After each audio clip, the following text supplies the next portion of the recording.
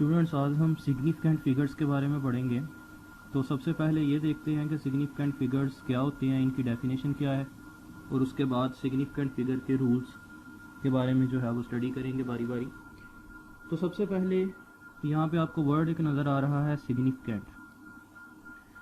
Significant का मतलब होता है कोई भी ऐसी चीज़ जिसकी इम्पोर्टेंस हो, यानी कि जिसकी अहमियत हो। सिग्निफिकेंट फिगर्स किसी भी कैलकुलेशन के अंदर या किसी भी वैल्यू के अंदर ऐसे फिगर्स होते हैं, या ऐसे आप कह सकते हैं कि ऐसे वर्ड्स होते हैं जिनको अहमियत दी जाती है। यानी कि अगर आपके पास कोई भी काफ़ी बड़ी कैलकुलेशन है या काफ़ी बड़ी वैल्यू है, तो उस वैल्यू के अंदर क्या क्या एरर्स पाए जा सकते हैं, या उसके अंदर कौन कौन से ऐसे वर्ड्स हैं, ऐसे फिगर्स हैं जिनकी तादाद बिल्कुल ठीक है, उसको हम सिग्निफिकेंट फिगर्स के ज़रिए शो कर सकते हैं। हम इसकी डेफिनेशन से स्टार्ट करेंगे। तो यहाँ पे मैं सिग्निफिकेंट फिगर्स की डेफिनेशन लिखने लगा हूँ। इन एनी मेजरमेंट, किसी भी मेजरमेंट के अंदर, all the accurately known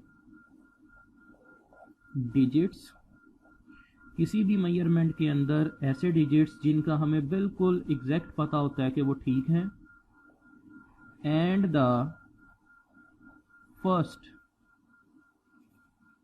doubtful digit are called significant figures. तो ये हमारे पास सिग्निफिकेंट फिगर्स की डेफिनेशन है कि किसी भी कैलकुलेशन के अंदर, किसी भी मेजरमेंट के अंदर वो तमाम डिजिट्स जिनका हमें बिल्कुल एग्जैक्ट पता है कि वो ठीक है, all the accurately known digits and the first doubtful digit, और जो पहला डाउटफुल डिजिट है उनको मिला के हम क्या कहेंगे, वो कहलाएंगे सिग्निफिकेंट फिगर्स। हम किसी भी कैलकुलेशन को ज़्यादा एक्यूरेट कैसे कर सकते हैं, उसको ज़्यादा जो है वो उसके अंदर सिग्निफिकेंट फिगर्स की तादाद कैसे बढ़ सकती है। किसी भी कैलकुलेशन के अंदर नंबर ऑफ सिग्निफिकेंट फिगर्स बढ़ाने के लिए हमें उसकी जो क्वालिटी ऑफ मेजरिंग इंस्ट्रूमेंट है उसको इम्प्रूव करना पड़ता है। मतलब जिस इंस्ट्रूमेंट के साथ हम उस कैलकुलेशन को नोट कर रहे हैं, अगर हम उस कैलकुलेशन को, उसके जो मेजरिंग इंस्ट्रूमेंट है उसकी क्वालिटी को अगर हम बढ़ाएंगे, तो हमारे पास सिग्निफिकेंट फिगर्स की तादाद जो है वो ज़्यादा हो जाएगी, और हमारी मेजर जो है, ये मेजरमेंट जो है वो और ज़्यादा एक्यूरेट होगी। अब हम इसके अंदर जो है वो कुछ रूल्स पढ़ते हैं, जिन रूल्स की मदद से आपको ये पता चलेगा कि किसी भी मेजरमेंट के अंदर सिग्निफिकेंट फिगर्स की तादाद जो है वो असल में कितनी है। तो हम नेक्स्ट पढ़ने लगे हैं, रूल्स फॉर सिग्निफिकेंट फिगर्स, या rules to find significant figures. इसमें हमारे पास कुछ सेट ऑफ रूल्स मौजूद हैं। तो हम नंबर 1 जो है वो स्टार्ट करते हैं। फर्स्ट रूल, अगर आपको किसी भी कैलकुलेशन के अंदर कोई भी नॉन ज़ीरो डिजिट नज़र आता है, यानी कि 1 2 3 से लेके 9 तक ज़ीरो के अलावा, तो याद रखें कि जितने भी नॉन ज़ीरो डिजिट्स हैं वो सारे के सारे जो हैं वो क्या होंगे, सिग्निफिकेंट कहलाएंगे। मतलब हम यहाँ पे जो है वो एग्जांपल लेते हैं। लेट्स से मेरे पास कैलकुलेशन है कोई भी 0 1 2 3 4 5। यहाँ पे आप देख सकते हैं कि हमारे पास इस वैल्यू के अंदर टोटल 6 डिजिट्स मौजूद हैं, 1 2 3 4 5 एंड 6। इन 6 डिजिट्स में से एक जो है वो 0 है, और बाकी 5 जो हैं वो नॉन ज़ीरो डिजिट्स हैं, यानी कि ज़ीरो के अलावा हैं। तो हमारे पास जो सिग्निफिकेंट फिगर्स की तादाद है इस कैलकुलेशन के अंदर वो कितनी होगी, 5। मतलब अगर आपको कोई भी वैल्यू दी हो और आपसे ये पूछा जाए कि इसमें से सिग्निफिकेंट फिगर्स की तादाद बताएं कि वो कितनी है, तो आप इस रूल्स को यूज़ करते हुए बता सकते हैं। तो इस पहले रूल से हमें ये पता चला कि जितने भी नॉन ज़ीरो डिजिट्स हैं वो सारे के सारे जो हैं वो सिग्निफिकेंट कहलाएंगे। हम इसकी एक और भी एग्जांपल ले सकते हैं। लेट्स से हमारे पास कोई भी एक एग्जांपल है 5 7 8 9। इसके अंदर देखें 5789, ये हमारे पास कोई भी एक वैल्यू है। इसके अंदर आपको 4 डिजिट नज़र आ रहे हैं और ये चारों के चारों ही नॉन ज़ीरो हैं, तो इस कैलकुलेशन के अंदर हमारे पास नंबर ऑफ सिग्निफिकेंट फिगर्स कितने होंगे, 4। तो स्टूडेंट्स हमने सबसे पहले फर्स्ट रूल के अंदर जो है वो ये देखा कि जो नॉन ज़ीरो डिजिट्स हैं वो आपको जिस मर्जी जगह पे नज़र आएँ, चाहे वो डेसिमल से पहले हों या डेसिमल के बाद हों। हम यहाँ पे एक डेसिमल वाली एग्जांपल भी ले सकते हैं। लेट्स से मेरे पास कैलकुलेशन है 14.735। अब इसमें देखें डेसिमल से पहले 2 डिजिट हैं, डेसिमल के बाद 3 डिजिट हैं। हमारे पास टोटल 5 डिजिट इसके अंदर नज़र आ रहे हैं और ये 5 के 5 ही नॉन ज़ीरो हैं। तो इसका मतलब है कि इस कैलकुलेशन के अंदर नंबर ऑफ सिग्निफिकेंट फिगर्स कितने होंगे, 5। तो इसका मतलब ये हुआ कि नॉन ज़ीरो डिजिट आपको कहीं पे भी नज़र आएगा तो वो सिग्निफिकेंट कहलाएगा। सेकंड रूल हमारे पास आता है अब ज़ीरोस के बारे में। नॉन ज़ीरो का तो हमें पता चल गया कि जितने भी नॉन ज़ीरो डिजिट हैं वो सिग्निफिकेंट फिगर्स कहलाते हैं। अब देखते हैं कि ज़ीरोस के बारे में ये रूल्स क्या हैं। ज़ीरोस के बारे में सबसे पहला रूल जो है वो हमारे पास आता है सेंटर वाले ज़ीरोस के बारे में, कि अगर कोई भी ज़ीरो ऐसा है जो कि 2 सिग्निफिकेंट फिगर्स के दरमियान में आता है तो क्या वो सिग्निफिकेंट होगा या नहीं होगा। तो हम इसके अंदर जो है वो देखते हैं। याद रखें कि हमेशा सेंटर वाला ज़ीरो जो है वो सिग्निफिकेंट कहलाएगा। इसका मतलब ये हुआ कि अगर कोई भी हमारे पास कैलकुलेशन के अंदर ऐसा ज़ीरो आता है जो कि किसी भी 2 सिग्निफिकेंट फिगर्स के दरमियान में है तो वो खुद भी सिग्निफिकेंट फिगर कहलाएगा। फॉर एग्जांपल हम इसके अंदर एग्जांपल ले सकते हैं। हमारे पास कैलकुलेशन है 14059। इसमें देखें 1, 4, 5 और 9, ये जो 4 डिजिट आपको नज़र आ रहे हैं ये चारों के चारों ही सिग्निफिकेंट हैं क्योंकि ये नॉन ज़ीरो हैं। ये वाला जो ज़ीरो है ये आपको सिग्निफिकेंट फिगर्स के दरमियान में नज़र आ रहा है तो ये भी सिग्निफिकेंट बन जाएगा। तो इसका मतलब है कि इस कैलकुलेशन के अंदर यानी कि 14059 के अंदर जो टोटल सिग्निफिकेंट फिगर्स की तादाद होगी वो कितनी होगी, 5। तो बड़ा सिंपल सा ये रूल है कि अगर आपको कोई भी ऐसा ज़ीरो नज़र आए जो कि 2 सिग्निफिकेंट फिगर्स के दरमियान में है तो वो भी सिग्निफिकेंट बन जाएगा। हम इसकी एक और एग्जांपल ले सकते हैं। लेट्स से हमारे पास कोई भी एक वैल्यू है 15.045। अब आप देख सकते हैं कि ये हमने एक डेसिमल वाली एग्जांपल ली। इसमें 1545 ये दोनों जो हैं, चारों जो हैं ये सिग्निफिकेंट फिगर्स हैं और ये जो ज़ीरो दरमियान में आ रहा है ये भी सिग्निफिकेंट बन जाएगा। तो इसके अंदर अगर आपसे मैं पूछूं कि सिग्निफिकेंट फिगर्स की तादाद कितनी है तो वो कितनी होगी, 5। तो इसका मतलब है कि अगर कोई ज़ीरो ऐसा है जो कि 2 सिग्निफिकेंट फिगर्स के दरमियान में आ रहा है तो वो खुद भी सिग्निफिकेंट बन जाएगा। नेक्स्ट आता है रूल नंबर 3। ये भी पॉसिबल है कि हमारे पास लेफ़्ट साइड के ऊपर जो है वो ज़ीरोस पाए जाएं किसी भी कैलकुलेशन के अंदर। तो याद रखें अगर किसी भी कैलकुलेशन के अंदर लेफ़्ट साइड पे कोई भी ज़ीरो आता है तो वो कभी भी सिग्निफिकेंट जो है वो नहीं कहलाएगा। तो इसका मतलब ये हुआ कि लेफ़्ट साइड वाला ज़ीरो कभी भी किसी भी केस के अंदर सिग्निफिकेंट फिगर नहीं कहलाता। फॉर एग्जांपल हम यहाँ पे एक मिसाल लेते हैं 00145। आपको इस वैल्यू के अंदर टोटल 5 डिजिट नज़र आ रहे हैं। 2 डिजिट हैं ज़ीरो की सूरत में और 3 डिजिट हैं आपके पास नॉन ज़ीरोज़ की सूरत में। इन 5 में से ये जो लेफ़्ट वाले 2 ज़ीरोज़ आपको नज़र आ रहे हैं ये कभी भी सिग्निफिकेंट नहीं हो सकते। सिर्फ़ और सिर्फ इस कैलकुलेशन के अंदर जो सिग्निफिकेंट फिगर्स हैं उनकी तादाद कितनी है, 3।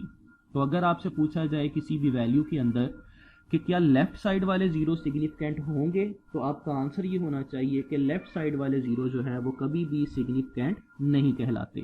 हम इसके अंदर एक और एग्जांपल लेते हैं 0.005678। लेट्स से ये हमारे पास एक वैल्यू है।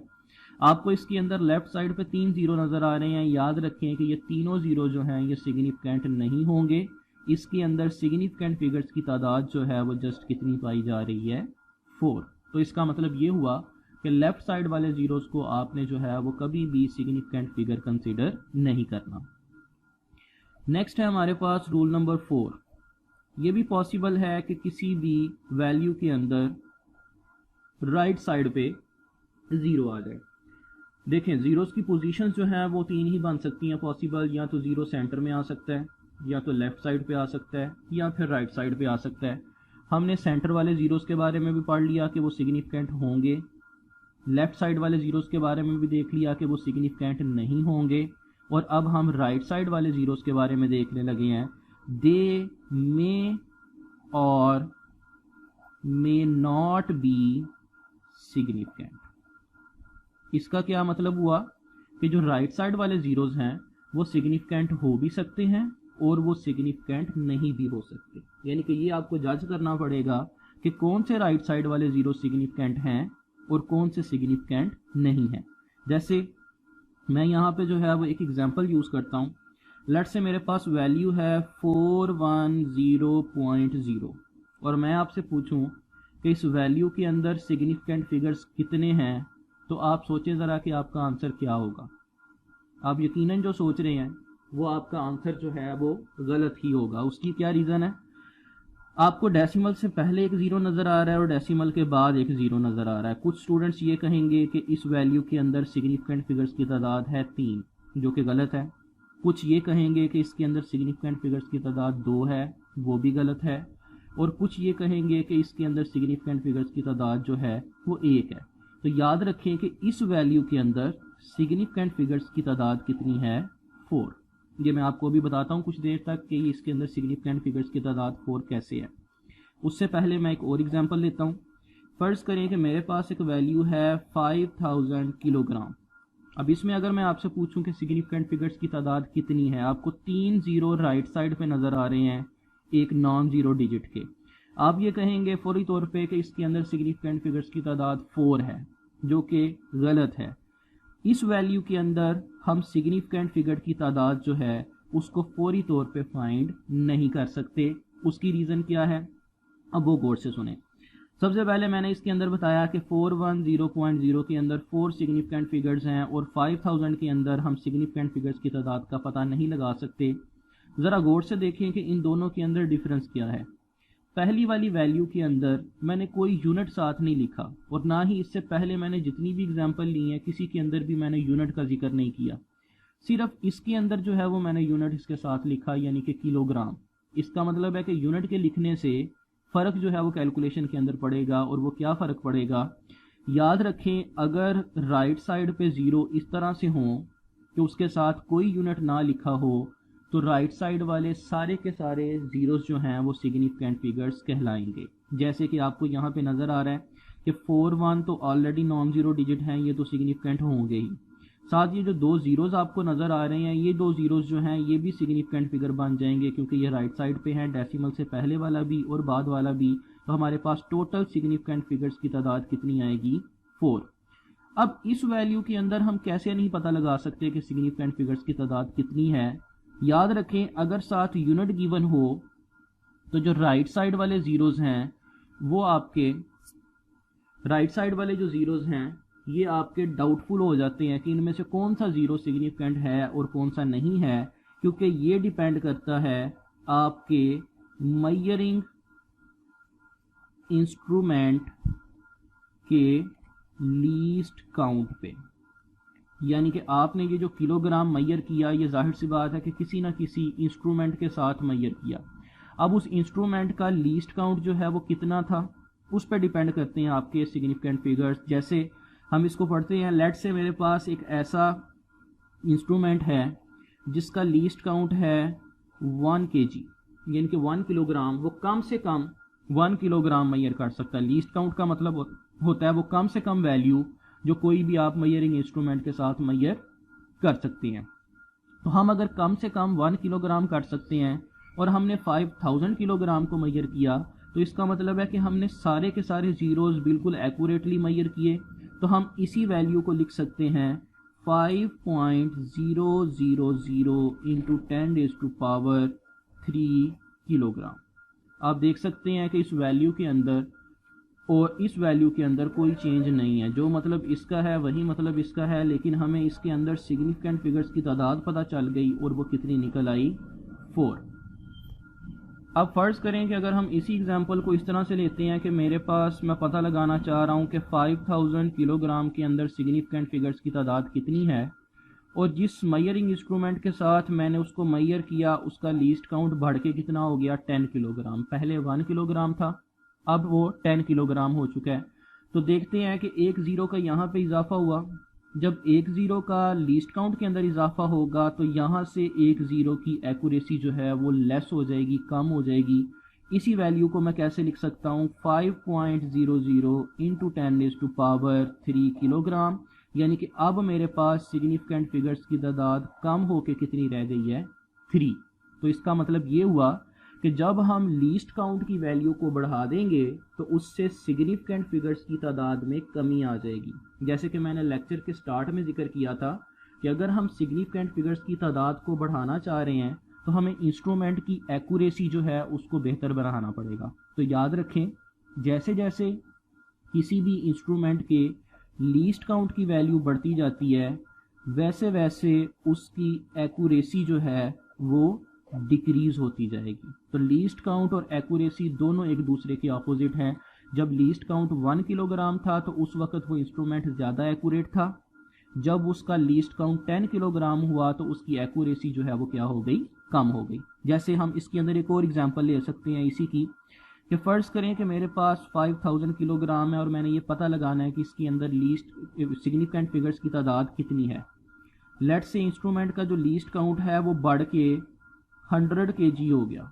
अब देखें इसके अंदर यहाँ पे 2 ज़ीरोज़ का इजाफा हो गया। पहले 1 ज़ीरो का इजाफा हुआ था तो यहाँ से 1 ज़ीरो की एक्यूरेसी कम हो गई। यहाँ पे 2 ज़ीरोज़ का इजाफा हुआ है तो कितने ज़ीरोज़ की एक्यूरेसी कम हो जाएगी, 2 की। हम इस वैल्यू को लिख सकते हैं 5.0 इंटू 10⁻³ किलोग्राम, और मेरे पास सिग्निफिकेंट फिगर्स की तादाद जो है वो कम होकर कितनी रह जाएगी, जस्ट 2। तो इसका मतलब ये होगा कि जो राइट साइड वाले ज़ीरोज़ हैं इनकी सिग्निफिकेंसी कितनी है ये डिपेंड करता है, अगर यूनिट लगा हो तो लीस्ट काउंट पे, कि उसका लीस्ट काउंट जितना बढ़ता जाएगा उतनी ही एक्यूरेसी जो है वो कम होती जाएगी। तो स्टूडेंट, इससे रिलेटेड ये थे हमारे पास सिग्निफिकेंट फिगर्स के बेसिक रूल्स, जो कि नॉन ज़ीरो डिजिट्स और ज़ीरो वाले डिजिट्स के बारे में है। यहाँ तक अगर आपको किसी भी तरह का कोई क्वेश्चन हो तो आप कमेंट सेक्शन के अंदर जो है वो पूछ सकते हैं। अल्लाह हाफिज़।